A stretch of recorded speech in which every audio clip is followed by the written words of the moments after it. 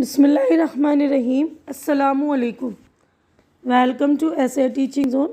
आज की हमारी ये वीडियो 9th क्लास की किताब दूर पास का कर रहे हैं। आज हम सबक नंबर 8। तो सबक नंबर 8 है बात से बात, यानी बात से कोई बात निकल रही है। तो ये देखिए कहानी जो है ड्रामे की शक्ल में, यानी अलग अलग कैरेक्टर, अलग अलग किरदार अपने डायलॉग्स बोल रहे हैं, है ना, अपने मुकालमे अदा कर रहे हैं और वो कहानी मुकम्मल हो रही है। बात से कुछ बात निकल रही है।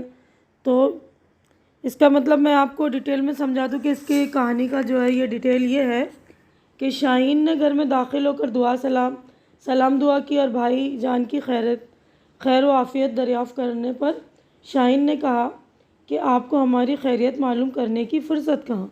शाहीन के बेटे ने कहा, मामू जान आप तो आते ही नहीं। शाहीन ने बच्चे को टोकते हुए कहा कि सलाम न दुआ, और बातें बनाने लगे। अम्मी शाहीन को देखकर बोली, अरे शाहीन तुम कब आई? शाहीन ने कहा, आप लोग बहुत याद आ रहे थे। बच्चे के सलाम करने पर नानी ने उसे बहुत सी दुआएं दी और कहा दिल लगाकर पढ़ना और अपने मामू की तरह डॉक्टर बनना। भाईजान ने कहा चलो बैठकर नाश्ता कर लें। मुलाजिम ने शाहीन को देखकर कहा, अरे छोटी बीबी आप कब आई? बच्चे को देखकर मज़ाकिया अंदाज में कहता है, शैतान का खालू भी आया है। बच्चे ने रामू काका से कहा कि जाओ, हम नहीं बोलते। आपने हमें शैतान का खालू क्यों कहा? शाहीन ने बच्चे को टोकते हुए कहा, रामू काका हमसे बड़े हैं, इनसे अदब और तमीज़ से बात करो। मुलाजिम ने कहा, बीबी जी इसे कुछ नहीं कहिए, मेरा है ही कौन, मुझे तो ये नटखट सबसे प्यारा है। बच्चे ने रामू काका से माफ़ी मांगी। अम्मी ने नाश्ता लगवाया और गुड्डू के लिए मिठाई मंगवाई। भाईजान ने कहा, अम्मी शाहीन बहुत दुबली हो रही है, मालूम होता है मियाँ इसका ध्यान नहीं रखता। बुआ ने कहा, हाँ देखो तो भला, बच्ची का रंग भी सांवला हो गया है। शाहीन ने कहा, मैं तो अच्छी भली हूँ, बुआ आप कैसी हैं? बुआ ने जवाब दिया कि लड़का तो दुबई जाकर मुझे भूल गया है और बेटी के बारे में बस क्या कहूँ। अम्मी ने कहा, बुआ तुमको क्या तकलीफ़ है, लड़की को भी अपने पास रख लो। शाहीन ने कहा, बुआ गम ना करो, अल्लाह बेहतर ही करेगा। अम्मी ने कहा, अल्लाह सबकी परेशानियाँ दूर करे। भाईजान बोले, हमें अपना फ़र्ज़ निभाना चाहिए और अंजाम अल्लाह पर छोड़ देना चाहिए। तो इस तरह देखिए बात से बात निकलती है तो हम अच्छी बात भी समझा देते हैं और कुछ बात का ख्याल भी रखा जाता है ना। तो अब उसके बाद देखिए हमारा जो ये चैप्टर हो गया मुकम्मल। अब यहाँ पर देखिए हमारे जो हो गए मश्क स्टार्ट। यहाँ पर पहले अल्फाज और मायने पढ़िए और समझिए। तो पहला लफ्ज़ है शैतान का खालू। इसका मतलब शरारती बच्चों के लिए इस्तेमाल किया जाता है, यानी कोई शरारत करता बच्चा ज़्यादा तो उसको बोलते हैं शैतान या शैतान का खालू वगैरह, है ना। जान निछावर करना मुहावरा है, यानी गहरी मोहब्बत का इजहार करना। नटखट शरारती, रंग दब जाना मुहावरा, यानी रंग सांवला होना। अब ये वाला पेज हमारा मुकम्मल हो गया। नेक्स्ट पेज पर हम चलेंगे। देखिए तो ये अगला पेज पर है, मेरे मुंह में खाक। तो ये भी जो एक मुहावरा है, इसका मतलब बुरा असर होने या बुरी नज़र न लगने के लिए बोला जाता है। हौल आना, डरना, घबराना। अब नेक्स्ट है सवाल नंबर 2, सोचिए और बताइए। यानी यहाँ पर हमारे 5 सवालात हैं। पहला सवाल है, शाहीन ने बच्चे को किस बात पर टोका? तो जवाबात देख लीजिए पांचों के। तो देखिए मामू को सलाम दुआ न करने और इधर उधर की बातें बताने पर शाहीन ने बच्चे को टोका। सवाल नंबर 2 है, नानी ने नवासे के लिए क्या दुआ और नसीहत की? नानी ने नवासे को दुआ देते हुए कहा कि खुश रहो, बड़ी उम्र हो, और ये नसीहत की कि अपनी अम्मी का कहना माना करो, दिल लगा कर पढ़ो, तुम्हें अपने मामू की तरह डॉक्टर बनना है। सवाल नंबर 3 है, शाहीन ने बहन से ये क्यों कहा कि हमारा कसूर माफ़ करो? तो जवाब है, शाहीन ने शिकायती अंदाज में भाईजान से कहा कि आपको हमारी खबर लेने की फुर्सत ही कहाँ है। तो भाईजान ने अपनी गलती का एतराफ़ करते हुए कहा कि शाहीन हमारा कसूर माफ़ करो। नेक्स्ट क्वेश्चन नंबर 4, रामू का गला किस बात पर रुंध गया? जब बच्चे ने रामू काका से नाराज़गी का इजहार किया तो शाहीन ने बेटे को टोकते हुए कहा कि रामू काका हम सबके बड़े हैं, इनसे अदब से बात करो। रामू काका ने कहा, बीबी जी इसे कुछ मत कहिए, ये नटखट तो मुझे सबसे ज़्यादा प्यारा है, मेरा है ही कौन। ये कहकर उनका गला रुंध गया। सवाल नंबर 5 है, शाहीन ने बुआ को किस तरह तसल्ली दी। तो जवाब देखिए, शाहीन ने बुआ को तसल्ली देते हुए कहा, बुआ गम ना करो, अल्लाह सब कुछ देख रहा है, सब देख रहा है, बेहतर ही करेगा। तो देखिए यहाँ पर पांचों क्वेश्चन के आंसर कंप्लीट हो गए। अब यहाँ पर नीचे दी हुई खाली जगह को भरिए, तो यहाँ पर 5 खाली जगह वो भी देख लीजिए। उसके बाद है नीचे दिए हुए लफ्ज़ों को जुमलों में इस्तेमाल कीजिए। तो ये लफ्ज़ है फुर्सत, नटखट, कसूर, तकलीफ़, नतीजा।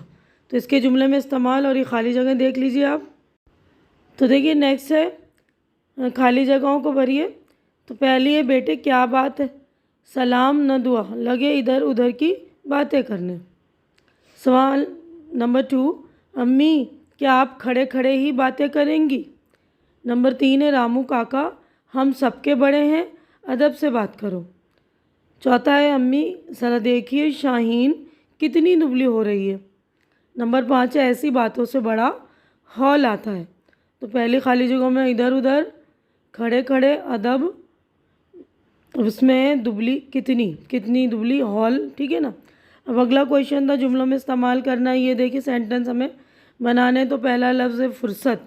तो ये जुमलों में इस्तेमाल है, हमें अपने फुर्सत के औकात किसी नेक वली की सोहबत में गुजारने चाहिए। नटखट बच्चे अपनी बातों से सबका दिल मोह लिया। कसूर, बादशाह ने बूढ़ी औरत का कसूर माफ़ कर दिया। तकलीफ़, आपके बर्ताव से मुझे बहुत तकलीफ़ पहुंची। अब आगे बढ़ते हैं नेक्स्ट।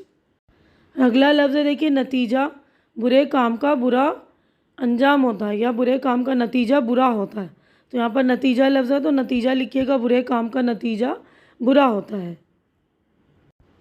तो देखिए यहाँ पर है अगले नेक्स्ट पेज पर जो है क्वेश्चन नंबर 5, मिसाल के मुताबिक हिस्सा अलीफ़ और हिस्सा बे के सही जोड़ मिलाइए। तो जोड़ मिलाने, ये अलीफ़ और ये बे हिस्सा है। तो ये देखिए आदाब के साथ अदब मिला हुआ है, यानी वाहिद और जमा मिली हुई, जमा और वाहिद बल्कि। तो ये ख़यालात, इसकी वाहिद है ख़याल, हालात, इसकी वाहिद है हाल, तकालीफ़ की वाहिद है तकलीफ़, फ़राइज़ फ़र्ज़, शयातीन शैतान, नताइज नतीजा। तो वाहिद, जमा और वाहिद है। अब उसके बाद नेक्स्ट है क्वेश्चन नंबर 6, नीचे दिए हुए लफ्ज़ों के मुतज़ाद लिखिए। मुतज़ाद का मतलब होता है अपोजिट वर्ड, उल्टे वर्ड। तो खुश का आएगा नाखुश, इस तरह आप नून अलिफ ना खे वाव और शीन खुश लिख देंगे, नाखुश। भूलना, याद रखना, बड़े छोटे, भली बुरी, ठीक है, इस तरह लिख सकते हैं। तो ये देख लीजिए आप। उसके बाद देखिए क्वेश्चन नंबर 7 है, गौर करने की बात, नाश्ता, वाश्ता, बुखार, बुखार, ये अल्फाज 2 टुकड़ों से बना है। पहला बामायनी और दूसरा बेमायनी है ना। नाश्ता तो मायनी वाला लफ्ज़ है, वाश्ता बेमायनी। गुफ्तगू में ऐसे अल्फाज आम तौर से आते हैं, इससे हमारी गुफ्तगू रवा हो जाती है। तो जब हम रवानी में बात करते हैं तो ऐसे बोलते हैं ना, नाश्ता वाश्ता लगा दो, पानी वानी का इंतज़ाम करो, चाय वाय पेश करो। तो इस तरह एक लफ्ज़ तो बामानी होते हैं, दूसरा बेमानी। तो इस तरह हमारी अल्फाज जो है, हमारी गुफ्तगू जो होती है रवानी में आ जाती है। अब नेक्स्ट अमली काम है, इस कहानी में जिन रिश्तों का जिक्र हुआ है इनकी फहरिस्त बनाइए और इन रिश्तों पर एक एक जुमला लिखिए। यानी जो रिश्ते आए ना, भाई के, बहन के, मामू का, भांजा का, ठीक है। तो उसके बाद इस सबक में ज़मीर मुतकल्लिम, हाजिर और गायब की 2-2 मिसालें तलाश करके अपनी कॉपी में लिखिए। तो आप ज़मीर और इसकी जो है तीनों किस्में आप मेरे ग्रामर की प्लेलिस्ट में देख लेंगे। मैंने पूरी डिटेलिंग में समझा दी कि ज़मीर होता क्या और ज़मीर मुतकल्लिम, ज़मीर हाजिर और ज़मीर गायब सब समझा दिया है। तो आप लोग ग्रामर में जाकर मेरी प्लेलिस्ट में ज़रूर चेक कीजिएगा, देखिए। तो देखिए ये अल्फाज थे, खुश, नाखुश या नाराज़, भूलना, याद रखना, बड़े छोटे, भली बुरी। उसके बाद अमली काम है ना, जो रिश्तों के बारे में एक एक जुमला। इस कहानी में भाई, बहन, नानी, मामू, बेटी, नवासा, भतीजा, माँ, मुलाजिम। तो भाई बहन का प्यार अनमोल होता है, तो भाई बहन का रिश्ता आया है ना। अभी नेक्स्ट है देखिए अगला, बहन भाई का रिश्ता पाक होता है। तो यहाँ बहन भाई का, नानी माँ से भी बढ़कर बच्चों को प्यार देती है। नानी माँ से भी बढ़कर बच्चों को प्यार देती। तो नानी का और माँ का रिश्ता है। मामू भांजा भांजी पर जान छिड़कते हैं। बेटी घर की जीनत होती है। नानी ने नवासे की बधाई ली और दुआएं दी। भांजा मामू का लाडला होता है। माँ ममता का ख़जाना होती है। मुलाजिम भी घर का एक हिस्सा होते हैं। ठीक है ना। तो ये रिश्तों के मुतालिक जो सारे जुमले आप लोग देख लीजिए। उसके बाद ज़मीर से मुतालिक सवाल था ना कि हमें ज़मीर मुतकल्लिम, ज़मीर हाजिर और ज़मीर गायब की दो दो मिसाल लिखने। तो ज़मीर मुतकल्लिम का मतलब ये होता है जो हम अपने लिए इस्तेमाल करते हैं। जो आदमी जब बात करता है अपने ख़ुद के लिए इस्तेमाल करता है, जैसे मेरी, हमारा, मेरा, मैं।